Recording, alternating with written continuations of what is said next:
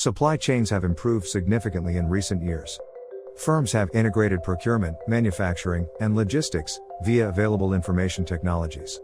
Executives have learned to measure their customer service levels and the total delivered costs of their products and services. Companies have optimized their global networks of vendors and customers to mitigate risk and accelerate new product introductions to their markets. But as firms strengthen their supply chains, the competition continues to be fierce and challenges abound. For example, global economic growth remains unpredictable. It's hard to determine if consumers will buy more or prefer to save their money. Political uncertainty and fickle government policies complicate availability and costs of natural resources.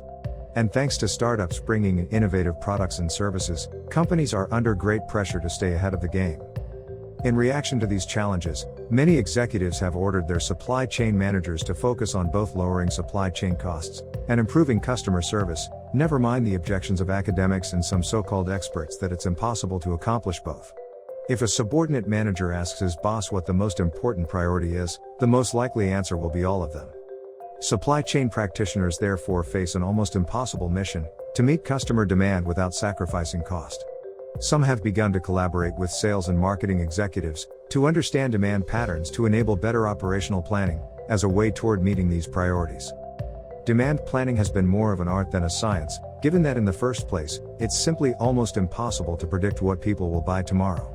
Academics have suggested numerous techniques, but none have come out as a silver bullet solution to determining demand.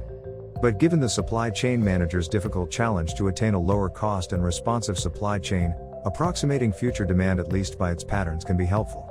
Typically, demand patterns can be characterized via the following: growth or decline.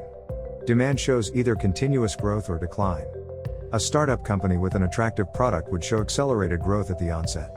But as the product matures, the demand growth would eventually flatten. Periodic.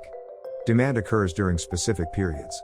For a fast food retailer, mealtimes normally would be when demand peaks. Weekends and paydays are also traditionally high demand periods for some industries, such as resorts and malls. Seasonal. Demand swings depending on the time of year. School openings would drive demand for school supplies. Toys sell more during the Christmas holidays. Firefighting equipment sells briskly during the hot and dry summer months. Cyclic. Product demand follows a cycle that may cover several years. Economic cycles such as recessions cause lower demand in durable goods such as appliances, and vice versa when there is a boom. Trends. New fashion styles inspire higher demand for attire and accessories. Likewise, surging awareness on health would incite demand for low-fat foods, but less for the opposite. Unforeseen events. These include events such as natural disasters, which may be anticipated, but no one can foresee the results. When such events occur, the disruptions can cause artificial shortages, or speculative demand. Sometimes unforeseen events are an effect rather than a cause. In several engagements with consumer goods firms and hardware companies, I would study the demand patterns of products to determine the optimal inventory levels of materials and finished goods. Some products would have a consistent pattern and it would be easy to set inventory targets. Some products, however, had unsteady random patterns.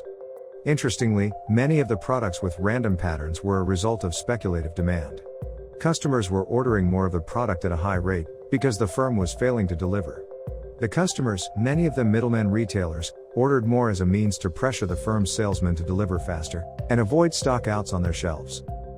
The speculative demand made the firm's managers think that they needed to build higher raw material inventories, and increase manufacturing capacity. My analysis showed otherwise, and recommended the firm fix its delivery system. Supply chain managers face the dual priorities of lowering costs and improving responsiveness to enable their firms to remain competitive. Understanding demand patterns, though not necessarily easy, would help firms anticipate and plan operational strategies. Managers, however, have to be cautious that the demand patterns they plan against are ones that represent the customers, and not ones that originate from the firm itself. Thank you for watching. Please hit the subscribe button, and visit us at www.prosaltsconsulting.com for more information.